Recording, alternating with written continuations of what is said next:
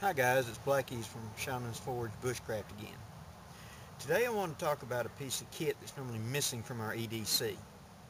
Now, we always advocate, always carry a compass for general direction. But if you've got a compass and you don't have a map, you don't have one of these, this is no better than a button compass. You can have one of the nice military triangulation compasses, etc. But if you don't have a reference, you don't have anything. You just got a general direction. Now, don't worry.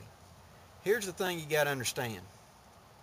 We don't step out of the shower in the morning and are magically transported to the middle of the Canadian wilderness.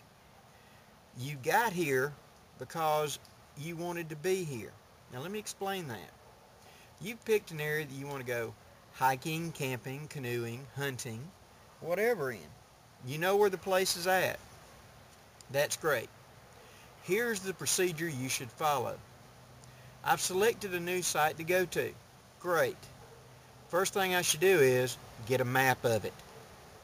Now, these are available online free from the U.S. government, the Topo service, and etc. And you can download them free on your computer. Another alternative of that is if you know anybody in the military or a local backpacking shop or something like that, you can only procure a local map or a map from them of virtually any place in the country. Now once you've got your map, also one other place, at Walmart and stuff like that, they'll carry these big atlas and gazettes that have an entire series of topo maps in it. It will be your entire state. You'll have a grid map on the back. I'm from Alabama, by the way. And it will show corresponding to what page to look to. And it gives you a good topo map of the area. Now let's say that I have picked out a new creek that I want to go explore. I have downloaded it on my computer and I have made a map. Now, some basic information need to be on here. One, you need to find out in your location, the location where the map is on, what is the magnetic north variance. And what that means in English is this. The compass needle points north, but north is not exactly straight due north from where you're at. There are slight variations. Here in Alabama, I'm almost 0 or 1 degree off, so it doesn't matter. But on the west coast, it could be several degrees off to the northeast. And you need to know that. Write it down on your map.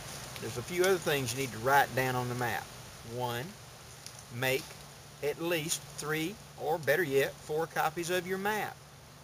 On the back of the map, you want to write down the emergency number for where the map is. For example, the state department of state troopers or highway department. Better yet, the local sheriff's department. They normally have the search and rescue, so that if you get in trouble, those are the people going to be coming to find you. You need to have your phone number written on here, because if you're calling, you may be disoriented or hurt, and you might not, off the top of your head, remember your number. 3, contact information. Your bush buddy, your wife, your partner, your friend, your buckskinning partner, your ranger buddy. It's somebody that's going to know where you're at and has contact information, so that if you've got a real garbled signal trying to get out calling for help, you can give them their number and say, tell them. They'll know where I'm at, and they can relay your information. Notice here that for this particular map, it's 10 degrees northeast is what my compass heading is. So I know it's off by that much. Now, why 4 copies? 1 copy is going to go into our 10-piece kit. We're going to look at it. We're going to memorize it. We're going to learn what our area is. I'll get to that in a minute. The second copy, marked up exactly like our first copy, is going to be our itinerary. I'm going to come in here, explore this area, possibly come out here. That goes on the refrigerator, so that the day I go, there I am. So that if, I'm not back, and the wifey goes, where's Blackie? She knows where I'm at. She can hand this to the authorities and go, he was going in here, coming out here. And they got an idea where you're at. Next, 1 copy will stay in my vehicle, so that they don't find me and they find my vehicle, they've got a map. Now, how to mark up your map. You don't need to become an expert in triangulation and orienteering. It's very good to have that skill, and I recommend that you get it. But for basic exploring, you don't need it. What you need is dead reckoning and an understanding of your environment. If you've not studied the map, you don't know where you're at. You don't know that over that ridge to the north is a housing area about 2 miles. That if you head due south 2.5 miles, I come out on a major highway. Due west is a small town or a railroad track or something else. Those are the informations that you want to look for. Now, I've taken my map and I'm going to be following a creek.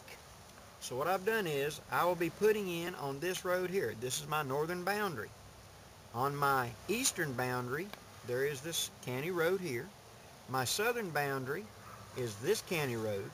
And my western boundary, I have 2 county roads. It also, through my area, I have this small county road that comes through, and I have a power line going across. So I have divided my area into thirds.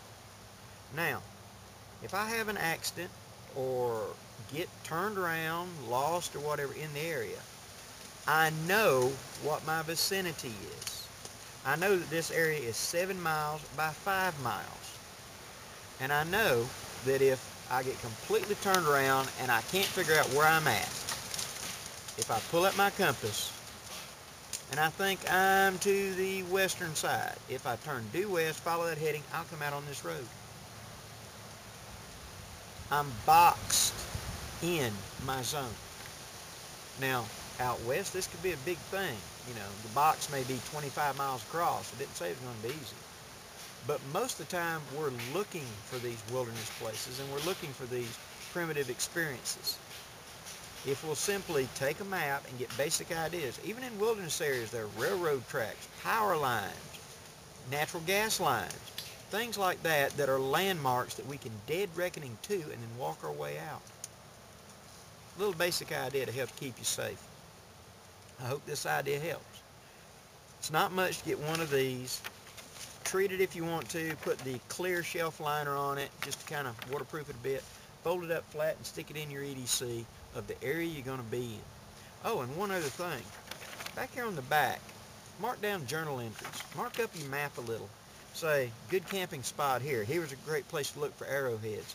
Here was some really good deer sign. Things like that. So that when you get together with other bushcraft people and they said, well, how was it on the Tehachapi River, or how was it on Pigeon Creek? You can bring out your map and say, here, here, here, and you can share information with each other. The importance of journaling. Pass on the information, guys. Each generation learns from before, and it's our job to pass it on. I'm Blackie with Shaman's Forge Bushcraft, wishing you a great day and safe journeys.